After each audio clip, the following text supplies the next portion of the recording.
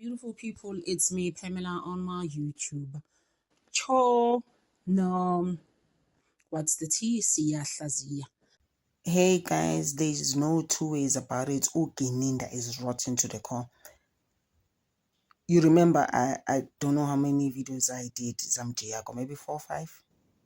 Hi guys, that guy, like honestly, with Dominic Ntokozo Mjiago, he came out, Sakintanzi was just like, I don't know that person, guys.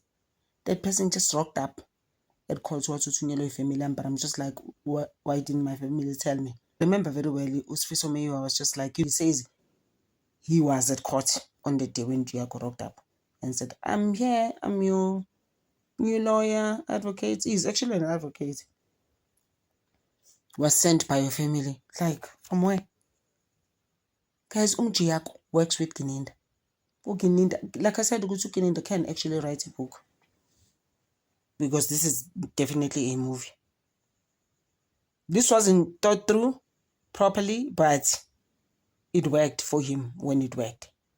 All these things gonna be shut down soon. We are tired of the lies in South Africa where people just take advantage because I'm actually in high positions. Even this brigadier position, he didn't get it right. Brigadier Kindangetsu Paul O'Sullivan apparently spoke to the cartel guy, Usbi, Shedrack Joseph Usbi. Brigadier. Guys, people must just be arrested now. Like, honestly, when is this gonna stop? It's been going on for quite some time now. Are we not tired by now? We are. Sometimes it was just like, this is the same person who actually gave me an offer of 3 million rands. And I was just like, no, mine. I don't need you. Where do I even know you from? I'm a deal with Amapois. I'm happy with my job, man. So that I can be able to provide for my family. Who are you? Like, we burn around. Oh, guys, working in that they've just messed up. Like, it's time, guys. It's because it's for you. It needs to stop. They've taken advantage. It's way too much. It's enough. Brigadier Gininda bayitshela ukuthi yazini thina so dokotela siyo yonke into, we control the world. It's not gonna end well. Things are closing in. The arrests are imminent. Yababona uJulius Mkhwanazi. Ungacabangi ukuthi wena ke you are above the law and above God just because you are studying law. Abadlala untanzi uyakhuluma ngomlomo wakhe. He's just like, I don't care vele at the end of the day because ngisejele and this is my story and I'm gonna tell it. Whether people believe it some, whether they don't, anginandaba nje. Yeah, Giaco bazozoke babona iy'poki zakubo literally benoGininda. Mr. Stazi, is it before you exhibit VV1? VV1, I'm going. VV1. Yes. Now we see it's a Department of Health form. It's got an address of Tlhabane Health Center and their contact details. And then on top it says Tlhabane CHC Dental Services. And on the patient name it says Bongani Sandiso. And then the file number is your surname, but they've spelled it with an M. It says Mtanzi. Your age is denoted as 29. The gender is marked with an X of male. And then they say next of kin is Olebogen Petang. He's a partner. They give a telephone contact. Your address is denoted as 3125 Freedom Park, Phase 2. Your date of birth is denoted thereon as the 2nd of December 1990. Your home language as Zulu, and the contact details there, and you are said to be a prisoner. Now, these personal details of yours, did you provide them to Dr. Hlokwe? Kunemininingwane yakho lana ke ibhaliwe babhalile ke uThabane Health Center inombolo yabo yocingo Tlhabane Dental Services kwabhalwa laphana igama lakho Bongani Sandiso kodwa ke isibongo sakho basibhale ngo-M Mtanzi iminyaka wabhala 29 ubulili ke umuntu wesilisa babhala ke osondelene naye noma ke oseduze kwayo noma isihlobo uLeboheng Phethang wasebhala-ke nenamba yakhe ikheli lase-Freedom Park phase 2 nokuthi wazalwa nini 1990 1202 ulimi isiZulu la usebenza kwabhalwa-ke isiboshwa manje-ke umbuzo kwababuza Msipile ukuthi-ke le mininingwane nanjengoba ibhaliwe la uwena owayinikezwa udokotela uHlokwe lapha Nkosi enkantolo angisazi noma kwakubhala usisi noma kwakubhala yena mina angisakhumbuli kahle. Yeah, my lord, I cannot remember whether it was the doctor that was writing or the lady. Okay, but the person that took down these details, did you give them this information? Kodwa-ke loyo muntu loyo owayebhala le mininingwane wayinikezwa wena. Kodwa igama neminyaka i-ID yayiko kodwa lokho uthi ubani umuntu ongaba ngamthola endlini usisi wangibuza lokho ukuthi mangihamba nginenkinga umuntu abangamthola endlini ngamtshela ukuthi ubani oseduze lapha eRustenburg. The name, the surname, the age. Yes, the next of kin, where the lady did ask me who is the person that they may find at home if they will need someone. So I gave those details. And underneath where they say prisoner, there's something complaint, and it says, I quote, patient request an examination for oral cavity. You see that?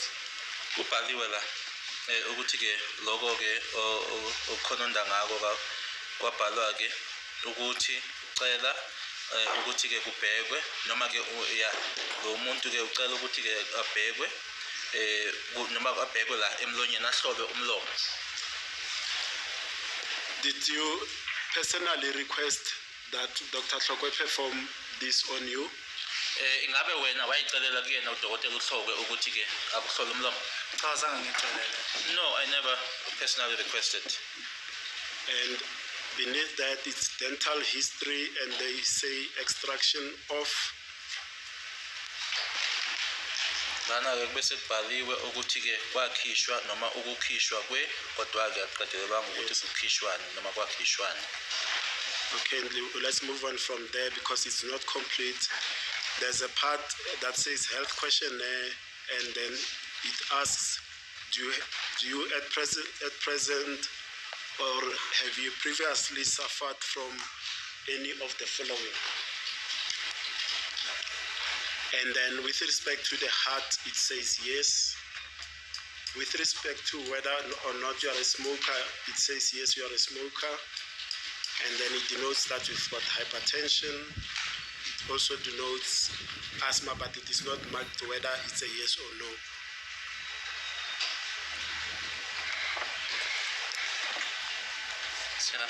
Did you say smoker? Yes. Okay. Also, sorry, smoker, it says no. Also, sorry, Mr. Jonas. Ubhaliwe-ke lana inhliziyo noma umbuzo uthi-ke ngabe ngaphambilini wake wahlutshwa yini ilokho okulandelayo-ke kwabhalwa-ke inhliziyo kwabhalwa yebo uyabhema yini kubhaliwe cha. What else did you mention? Sorry. Hypertension, it's no, but the asthma is written down, but there is no. Lapho ePretoria Mood. He testified further, Brigadier Gininda, that upon arrival at the Pretoria Mood police station, indeed, he was shown the person that intended to consult with you. He approached the particular gentleman, and the gentleman introduced himself as Dominic Ndokozo Mujiako, and that Mujiako person indicated that he was a legal practitioner and he wanted to consult with you.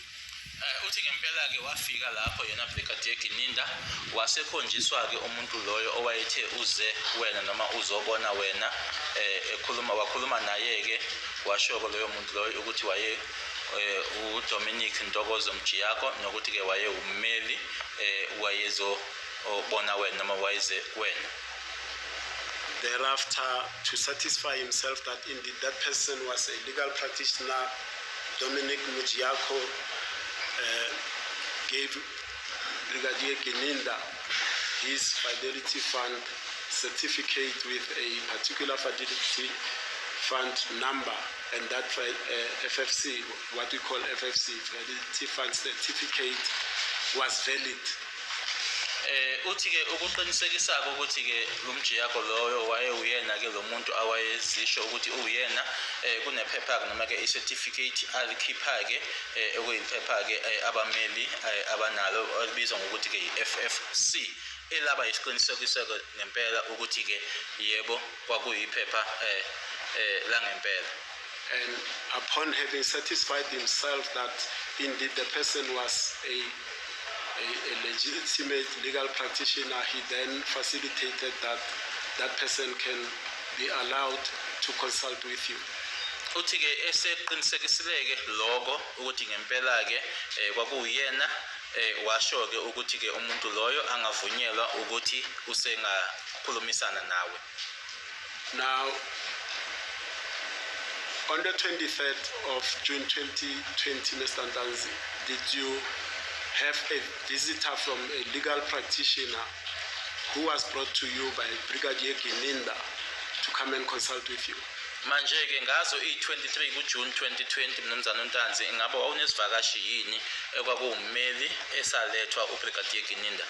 Cha Nkosingadla. No, my lord. On the 23rd of June 2020, or at any time before that, had you instructed anyone to appoint a legal practitioner on your behalf? Manje-ke nge-23 zikaJune 2020 noma ngephambi kwalokho kunomuntu owawumtshelile yini ukuthi aqokele ummeli? Cha Nkosingadla. No, my lord. Had you at that time been given access to a telephone service to consult a lawyer of your choice that you knew? Ingabe ngaleso sikhathi leso wawunikeziwe yini ucingo lokuthi-ke ungaxhumana ummeli oqokwe uwena?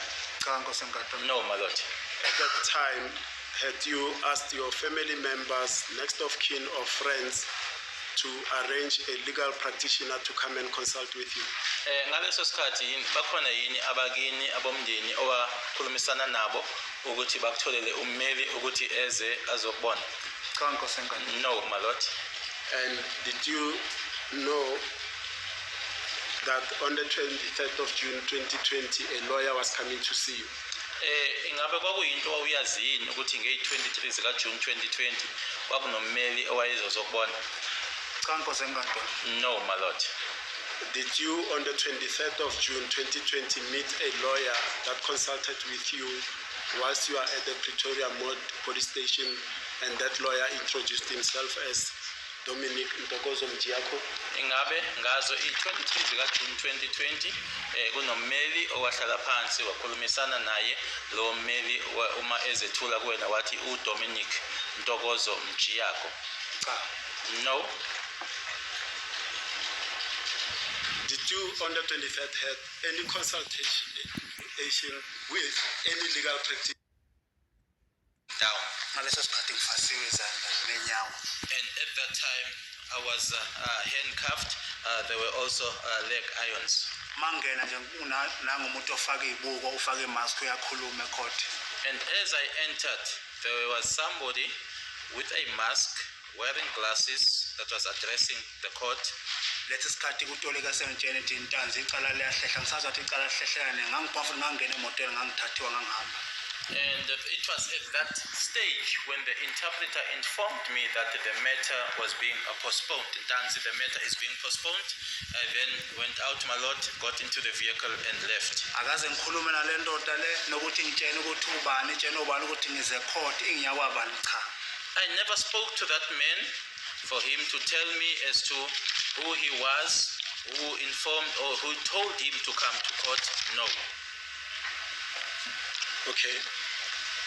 Now we are on the next postponement was the 3rd of August 2020, and it still says the appearance for accused one, that is yourself, is Mr. Mjiyako. On the presiding officer's notes, it says digitally recorded agent to 17 of August 2020, accused absent due to COVID-19. in absentia, in custody, no bail. Next postponement will be done via video call. Ngazo-ke i-3 August lezo-ke 2020 ummeli kusewuyena-ke umjiyako icala-ke liyahlehliswa-ke isizathu-ke sokuthi ihlehliswe-ke isizathu sokuthi-ke lihlehliswe-ke ukuthi-ke umsolwa wayengekho enkantolo kuhlehliselwa-ke i-17 ku-August 2020. And on the 17th of August 2020, the defense for accused number 1 is Mr. Mjiyako, but the magistrate or presiding officer notes that in bracket not present, and then the notes continue further, digitally recorded agent to 20 August for attorney and in custody, no bail. Masekuthi ngazo-ke i-17 zika-August 2020 okubhaliwe-ke lapha kubona-ke ama-notes ayo imanje ukuthi-ke ummeli usewuyena-ke umnumzana umjiyako kodwa-ke wayengekho enkantolo ngalelo langa lelo lase liyahlehliswa-ke icala lihlehliselwa zona-ke i-20 lihlehliselwa ummeli. On the 20th of August 2020, the attorney is Mr. Mjiyako, and the presiding officer's notes, it says digitally recorded. Mr. Mjiyako addresses the court.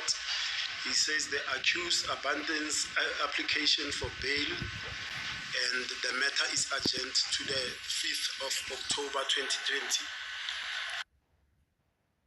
Who sent him to be at court on your behalf? He hasn't asked you about any of the 2 matters that you are facing, that is the Senzo Mewa case and the Tlhabane